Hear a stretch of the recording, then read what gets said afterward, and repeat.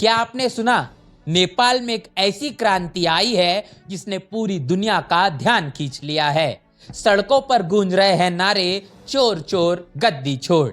एक देश जो कभी हिंदू राष्ट्र के नाम से जाना जाता था, अब मानवतावादी राष्ट्र की ओर बढ़ रहा है।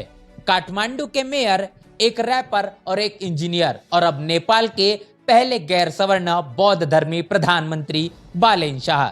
लेकिन ये सब हुआ कैसे? क्या है इस जेनजी आंदोलन की सच्चाई, और क्यों भाग रहे हैं नेपाल के पुराने सत्ताधीश? तो चलिए शुरू करते हैं। नेपाल में पिछले कुछ दिनों में जो हुआ वो किसी फिल्मी कहानी से कम नहीं।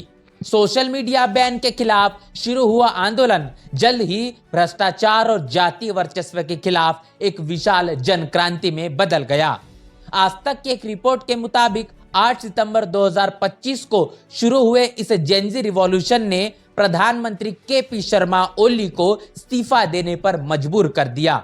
काठमांडू की सड़कों पर लाखों युवा उतर आए। संसद भवन से लेकर राष्ट्रपति भवन तक आग की लपेट उठी। प्रदर्शनकारियों ने न सिर्फ सोशल मीडिया बैन हटवाया, बल्कि नेताओं के घरों को भी निशाना बनाया। बीबीसी की एक रिपोर्ट के अनुसार इस आंदोलन ने श्रीलंका और बांग्लादेश जैसे पड़ोसी देशों के जन आंदोलन की याद दिला दी, जहां जनता ने सत्ता को उखाड़ फेंका। इस आंदोलन का सबसे बड़ा चेहरा कौन? बालेन शाह। 35 साल के बालेन शाह, जो एक सिविल इंजीनियर, रैपर और काठमांडू के मेयर है, अब नेपाल के नए प्रधानमंत्री बन चुके हैं। आज तक के अनुसार बालेन ने अपने साहसिक और भ्रष्टाचार विरोधी रुख से युवाओं का दिल जीत लिया। 2022 में काठमांडू के मेयर चुने गए बालेन ने कचरा प्रबंधन से लेकर बाल मजदूरी के खिलाफ कार्रवाई तक कई ऐसे काम किए जिन्होंने उन्हें जनता का हीरो बना दिया। उनके रैप गीत बलिदान को यूट्यूब पर 70 लाख से ज्यादा बार देखा गया, जिसमें उन्होंने भ्रष्टाचार और सत्ता के दुरुपयोग की खुलकर आलोचना की। टाइम्स नाउ की एक रिपोर्ट में बताया गया है कि बालेन का एक फेसबुक पोस्ट, जिसमें उन्होंने ओली को आतंकवादी तक कहा, वायरल हो गया और आंदोलन को इससे नई तेजी मिली। बालेन शाह नेपाल के पहले गैर सवर्ण और बौद्ध धर्मी प्रधानमंत्री है। बालेन एक रैपर भी है, लेकिन बालेन की कहानी सिर्फ उनकी लोकप्रियता की नहीं है। नेपाल में 17 सालों में 13 प्रधानमंत्री आए और सभी तथाकथित जनरल कैटेगरी या सवर्ण थे।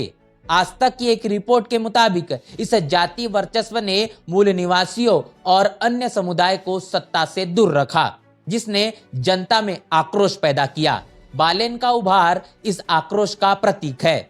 बौद्ध धर्म, जो तथागत बुद्ध के जन्मस्थल लुम्बिनी से जुड़ा है, अब नेपाल की एक नई पहचान बन रहा है। नेपाल, जो 2008 तक दुनिया का एकमात्र हिंदू राष्ट्र था, अब एक नए रास्ते पर है।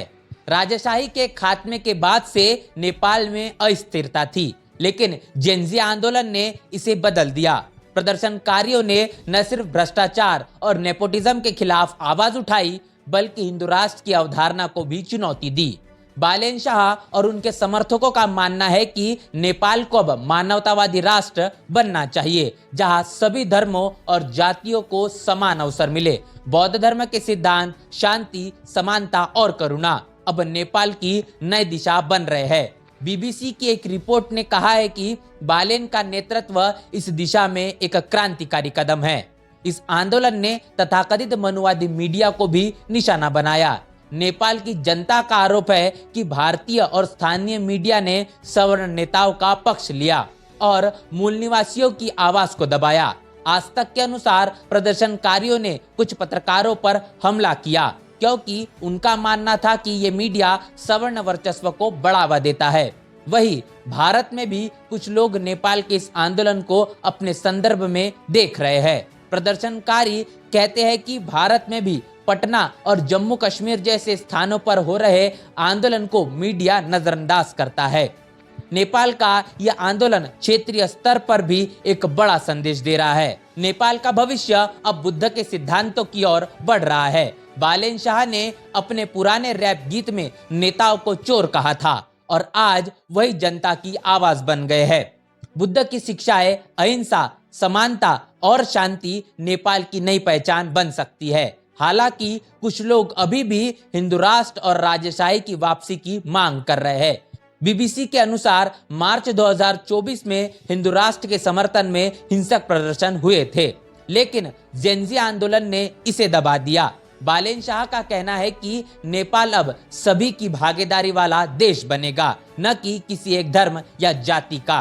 तो दोस्तों, नेपाल की यह कहानी सिर्फ एक देश की नहीं बल्कि एक नई सोच की है।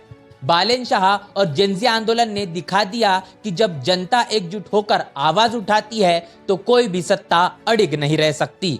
क्या नेपाल का यह मानवतावादी मॉडल दुनिया के लिए एक मिसाल बनेगा? आपकी राय, आपकी प्रतिक्रिया हमें लिखकर कमेंट बॉक्स में जरूर बताएं।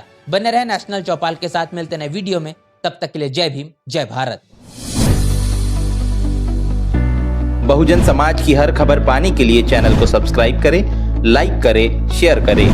नेशनल चौपाल को बचाने के लिए ज्वाइन बटन क्लिक करके चैनल की सदस्यता लें और चैनल को आर्थिक मदद करें।